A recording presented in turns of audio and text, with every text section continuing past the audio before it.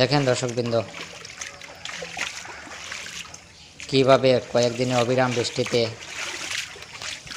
জল পাড়ায় পাড়ায় গল্লিতে একদম ভর্তি হয়ে গিয়েছে। এই যে এটি হলো কাশীপুর বাদ্রিস্থিত যে বাদ্রি নদীর জল, সেই জল এসে পরিপূর্ণ হয়ে গেছে। দেখেন কি পরিস্থিতি।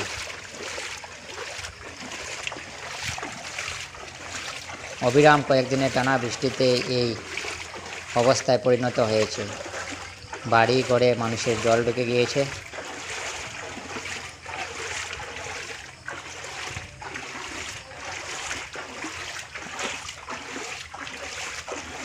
নদী জল এসে ক্ষেত বাড়িঘর ডুবিয়ে দিয়েছে।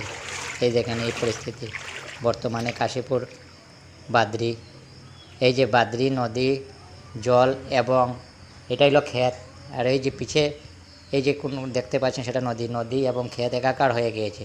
এই যে বাড়িতে জল ঢুকে গিয়েছে, দেখেন কি পরিস্থিতি। অবিরাম কয়েকদিন টানা বৃষ্টিতে এই অবস্থা হয়েছে। এখনও বর্তমানে জল বাড়ছে।